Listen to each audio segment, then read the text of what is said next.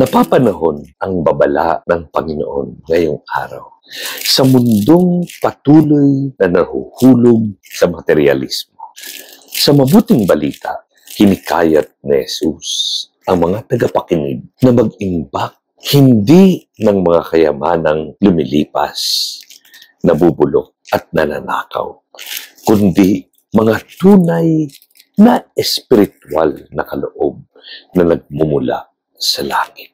Sapagkat sabi ng Panginoon, kung saan ang ating kayamanan, doon din matutunghayan ang ating puso.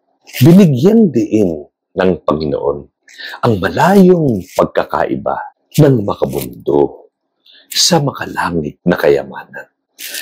Ayon sa aral ni Jesus, hindi nagtatagal ang yaman ng mundo. Kaya't aksaya lamang ng panahon ang ituon ang sarili at lakas sa paghangad nito.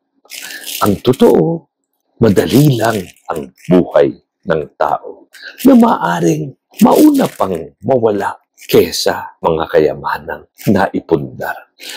Kaya't hinihikayat ni Jesus ang mga alagad na maging matalino sa pagtataya.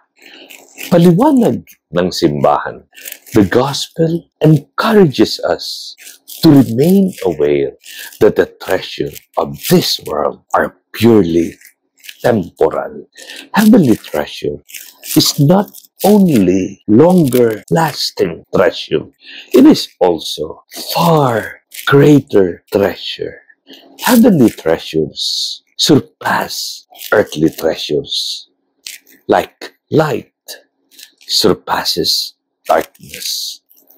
We must therefore recognize that the supreme good, our real treasure, is the knowledge of Jesus Christ. Isang hamon na nangangailangan ng tugon sa mga tuwid ang Ebanghelyo sa matalinong pamimili. Paanyaya ng mabuting balita na usisaing mabuti ang budhi at kilatisin kung ano ang tunay na laman ng ating puso. Hamon ng Iglesia sa tanan, look into your hearts, for often we do not look deeply enough, for we are concerned with more superficial matters. In our most intimate moment of prayer, we arrive at the hidden center where we meet our Lord and listen to Him. The Lord alone can read our hearts. If we are open to listening to Him, He will show us when we are wasting our time and energy on earthly things.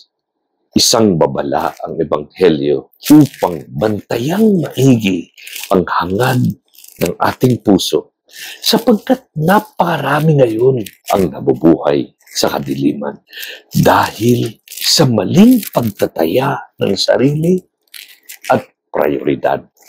Malungkot na saad ng simbahan, because of inordinate attachments, we may sacrifice relationships, moral values, and our connection with God in exchange for some possessions or passing advantage, and progressively blind our own conscience to the extent that we no longer see what we are doing as evil.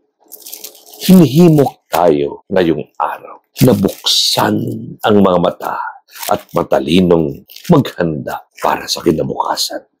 Nawa, ituon natin ang ating sarili sa Panginoong Hesus na ating tunay at tanging kayamanan sa buhay.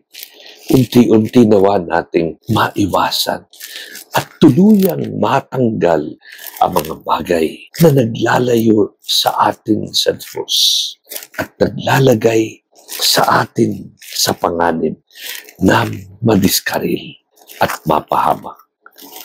mapaglabanan nawa natin sa patnubay at tulong ng Diyos ang mga tukso ng panandaliang kaligayahan o kapangyarihan na sumisira sa ating pisikal at espiritual na kabutihan. Santa Maria, nawa si Jesus lamang ang aming maging tanging yaman.